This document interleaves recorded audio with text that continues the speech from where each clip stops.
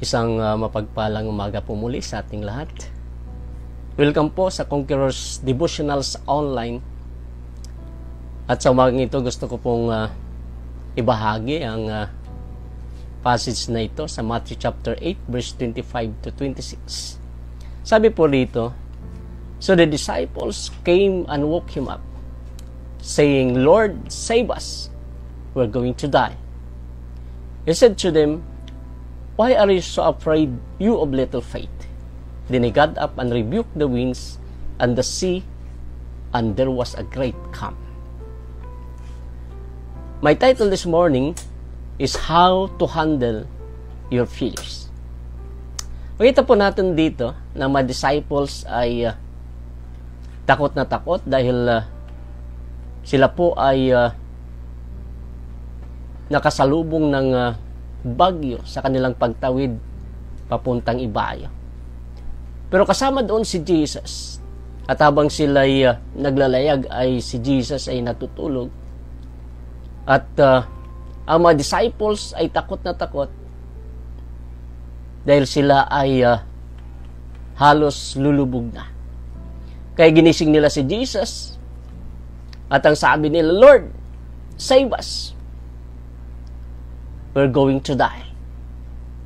At ang Panginoon ay tumayo at kanyang pinagsabihan ng mga disciples, "Why are you so afraid, you of little faith?" At yun po yung sagot ni Jesus. At siya tumayo at kanyang nirebuke ang hangin at ang dagat at ito'y tumahimik. So makita natin dito, ang mga disciples ay takot na takot. Pero si Jesus ay kanyang pinagsabihan sila na nasaan yung inyong pananampalataya. Hindi po maiwasan, tayo po ay nakakaranas din ng pagkatakot sa buhay. Kagaya sa mga disciples na yon.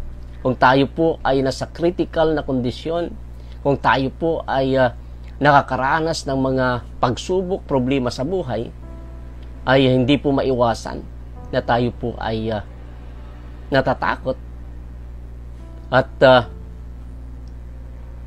normal po yun dahil tayo ay tao. Pero kailangan po nating sumampalataya sa Diyos. Kung gusto po nating mahandle, mapanghawakan kung ano man yung mga problema na yan, kailangan natin yung pananampalataya. At yun yung hinahanap ni Jesus sa kanyang mga disciples. Kaya po, how to handle our fears.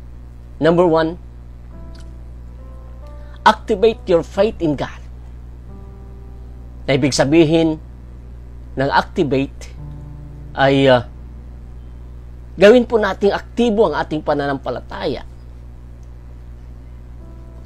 Ibig sabihin, napaganahin natin ang ating pananampalataya sa Diyos, na kung mayroon mang mga problema, pagsubok sa buhay na darating sa atin, ay kailangan nating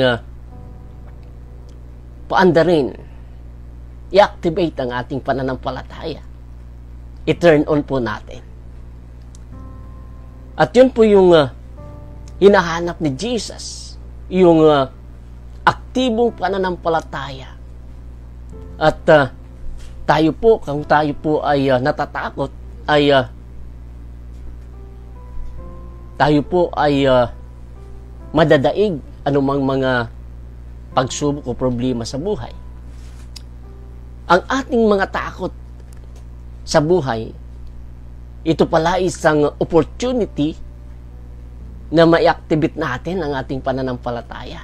Na kapag tayo ay nasa critical na kondisyon, nasa danger na kondisyon, kailangan nating paandarin o tayo po ay manampalataya sa Diyos. So kung mayroong takot, ang pananampalataya ay kailangang andyan. Gumagana ang pananampalataya natin. Dahil ang pananampalataya, ito po yung daan na tayo po ay magtagumpay sa buhay. Ang takot sa buhay po natin, ito po ay maglilimita sa atin at ipaparalyze po tayo at hindi po tayo makarating sa anumang mithiin po natin o anuman yung gusto nating abutin sa buhay.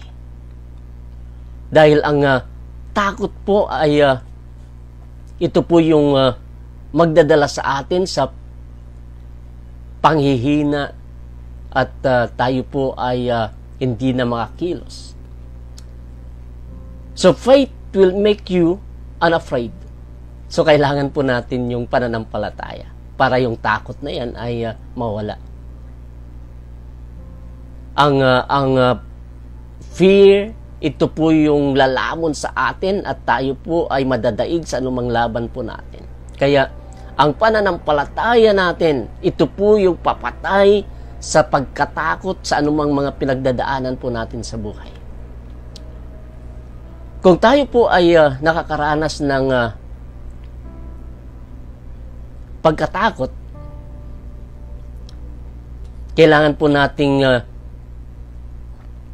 manampalataya sa Diyos. Gawin po natin yung pinaka-the best na pananampalataya sa Diyos, na kailangan nating iangat ang ating pananampalataya sa Kanya. Kailangan nating magtiwala sa Kanya. Palagi po nating tandaan na ang pananampalataya po natin ay mas sigit kaysa takot, na yung pananampalataya natin ay Kanyang papatayin anumang mga takot sa buhay po natin. Faith is greater than fears. Amen. Number 2, how to handle your fears. Choose to worship God when you are struggling in fear. Na kailangan nating lumapit sa Diyos sa pagsamba, pagpupuri sa Kanya kung tayo ay nag-struggle sa takot. Naalala ko si Paul noong sila po ay ikinulong dahil sa kanilang pangangaral ng salita ng Diyos, sa kanilang paglilingkod, si Paul and Silas. In Acts chapter 16, at habang sila ay nasa kulungan, ay sila po ay nagpupuri sa Diyos. In Acts chapter 16 verse 25 to 26. At ang sabi rito, about midnight, Paul and Silas were praying and singing hymns to God. And the other prisoners were listening to them. Suddenly, there was such a violent earthquake that the foundation of the prison were shaken. At once, all the prison doors flew open and everyone's chains came loose. So makita natin dito yung kapangyarihan ng pagsamba sa Diyos. Kaya habang tayo'y nasa pagkatakot o anuman yung kinatatakutan natin, piliin po nating sumamba sa Diyos, magpuri sa Diyos. Kagaya kay Paul and Silas, habang sila'y nasa kulungan, I believe na sila po ay natatakot anumang gagawin nung mga sundalo na yon sa kanila o papatayin sila. Pero pinili po nilang sumamba sa Diyos, na gusto nilang maranasan ang pagkilos ng Lord sa buhay nila. At hindi nga sila nagkamali sa kanilang pinili na sila'y sumamba at nagpuri sa Diyos. Kaya, mabasa po natin dito, na sabi rito, suddenly, habang sila'y sumasamba, nagpupuri sa Diyos, agad-agad, suddenly, there was such a violent earthquake that the foundation of the prison were shaken. Mayroong paglindol at mayroong himalang nangyari. Ang lahat ng mga pintuan ng kulungan na yon ay bumukas at ang kadena ng mga paa nila, kamay ay nabuksan din. Nakalag ang makadina na yon dahil sa pagkilos ng Lord. Kaya po, habang tayo nasa fear, habang tayo nasa danger o anuman yung ating mga problema na kinatatakutan po natin, kailangan nating lumapit sa presence ni Lord. Kailangan nating sambahin, purihin ang Diyos at mararanasan natin ang pagkilos ng Lord, ang himala ng Lord sa ating buhay. Hallelujah. Number 3, how to handle your fears. Put in your heart the perfect love for God. Sabi nga sa 1 John 4:18, there is no fear in love, but perfect love drives out fear, because fear has to do with punishment. The one who fears is not made perfect in love. So makita natin dito, mabasa natin, there is no fear in love. Kung tayo po ay lubusang nagmamahal sa Diyos, ang lahat na takot na yan sa buhay po natin ay mawawala. Wala pong takot anumang dumarating na problema, pagsubok sa buhay, anumang danger in life o trouble in life. There is no fear in love. Kung tayo po ay lubusang nagmamahal sa Diyos. Sabi rito, but perfect love drives out fear. Yung lubusang pagmamahal sa Diyos, sabi riyan, drive out fear. So, ang takot po natin ay mawawala kapag tayo po ay lubusang nagmamahal sa Diyos. Yung ating puso ay talagang tapat na nagmamahal sa Diyos.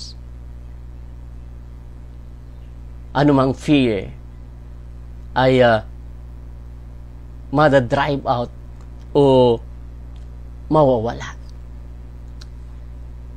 Only the love of God can overcome the negative emotion you have inside.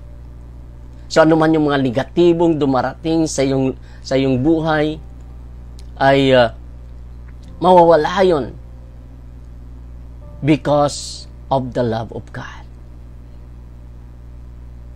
Ang lahat na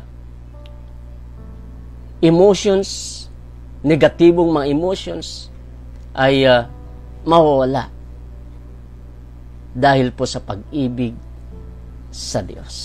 Hallelujah. Ang Diyos po ay nagtuturo sa atin na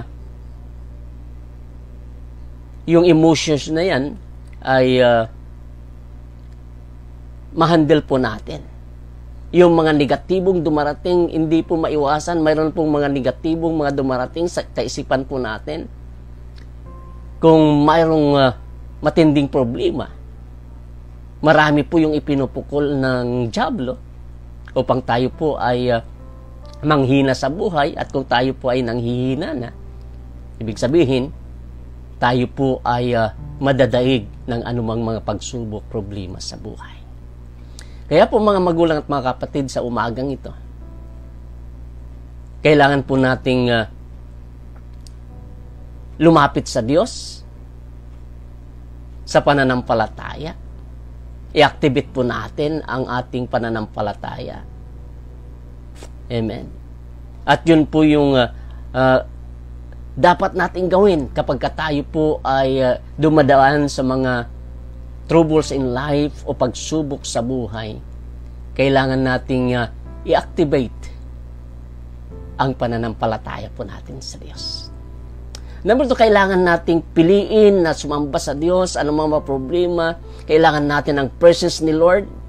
Kapag tayo ay nasa presence ni Lord, tayo po ay makakaranas ng mga himala sa buhay. Mararanasan po natin ang pagkilos ng Lord. Kaya choose to worship God when you are struggling in fear. Amen. And number 3, ilagay po natin yung sa puso po natin. Put in your heart the perfect love for God. At yung love na yan, perfect love na yan, drives out fear. Ang lahat na fear na yan ay mawawas out. Mawawala po sa buhay po natin. In conclusion, sabi po rito ng Lord, Isaiah chapter 43, verse 1 to 2. Sabi po rito, Israel, kasama na po tayo doon. O pwede po nating palitan yung Israel na yan ang pangalan po natin. Ito ang sinasabi ni Yahweh na lumikha sa iyo. Huwag kang matatakot sapagkat ililigtas kita. Tinawag kita sa iyong pangalan, ikaw ay akin. So kung ating sampalatayanan o panghawakan ang salitang ito ng Diyos, wala pong takot dahil sabi niya rito, tinawag kita sa iyong pangalan, ikaw ay akin. Pag-aari tayo ng Diyos, sabi niya diyan sa ating binasa, ililigtas tayo. So anumang mga kapahamakan, anumang mga troubles in life, andyan ang Lord para tayo iligtas. Kaya sabi niya, huwag kang matakot. Amen. Huwag po tayong matakot anumang mga dumarating na danger in life, anumang mga troubles in life na yan nating nararanasan. Do not fear because God is with us. Sabi riyan sa sunod na verse, kapag dumaan ka sa malalim na tubig, sasamahan kita. Tumawid ka man sa mga ilog, hindi ka malulunod. Hallelujah. Dumaan ka man sa apoy, hindi ka masusunog, hindi ka matutupo. So, untouchable po tayo. Kung tayo po ay nasa Lord, kasama natin ang Lord, untouchable. Anumang mga dumarating na danger in life, troubles in life, pagsubok sa buhay, hindi po tayo madadaig. Kaya sabi ni Lord, do not fear. Kaya mga magulang at kapatid, kailangan po nating panghawakan anuman yung sinasabi ni Lord, napaganda yung kanyang pangako rito. Nasabi niya, tinawag kita at ikaw ay akin. Amen. Amen. Let us pray. Father God, thank you so much sa iyong mensahe sa amin, Lord. Hindi po maiwasan na dumarating po yung fear. Lord, salamat sa iyong kapahayagan sa amin. Na Lord, na kailangan naming i-activate, O Lord God, ang aming pananampalataya sa iyo. Lord, minsan nawawala yung faith, O God. Pero Lord, sabi ng Panginoon, kailangan naming paandarin ang aming pananampalataya. Kung darating man ang mga storms in life, mga problema sa buhay, ang takot sa buhay. Thank you so much, Lord, na sabi ng Panginoon, we will choose to worship you. Lord, kung kami ay nag-i-struggle sa takot, O Lord God. Kagaya kay Paul and Silas. Lord, salamat, O Lord God, na ikaw ang nagpapahayag, Lord God. Mayroon man kaming problema, mayroon man kaming pag-aalala o kinatatakutan sa buhay, Lord, kailangan namin ang presence mo, na kailangan naming lumapit sa iyo. Thank you so much, Lord, na habang kami nasa presence mo, Lord, salamat na mararanasan namin ang mga himala na galing sa iyo. Father God, I praise you. Thank you so much, Lord. Salamat, O Lord God, sa perfect love, O Lord God, na yung inilagay sa aming puso, Lord God. At ito, Lord God, ang magdadrive out, Lord, ng fear sa buhay namin kung kami ay lubusang nagmamahal sa iyo, Lord God. Lord, mawawala ang takot na yan dahil kilala ka namin kung sino ka. Thank you so much, Lord. Salamat po, Panginoon. Nasabi mo, Lord God, huwag kaming matatakot, O Lord God. Sabi mo, Panginoon, tinawag mo kami sa pangalan at kami ay iyong pag-aari. Salamat, Ama, na ikaw, O Lord God, ang Diyos na nagpapahayag sa amin, O Lord God. Pag-aari mo kami. Ibig sabihin, Lord, iingatan mo kami, ililigtas mo kami. Lord, pagpapalain mo kami, Panginoon. Lord, salamat sa lahat na nakikinig ngayon, nanonood, Lord, salamat na patuloy mong ilagay sa kanilang puso, Lord God, ang pananampalataya, Lord God, ang iyong mga pangako, Lord God, na kanilang panghawakan, O Lord God. Lord, daan, Panginoon, na ang lahat, O Lord God, ay magtatagumpay. Father, I praise you. Salamat, O Lord God, sa iyong ginagawa sa buhay namin, O Lord God. Salamat sa umagang ito, Lord, na kami ay iyong pinalakas, O Lord God. Purihin ka sa umagang ito. In Jesus' name we pray. Amen and amen. God bless everyone. Thank you for joining. Purihin po ang Diyos.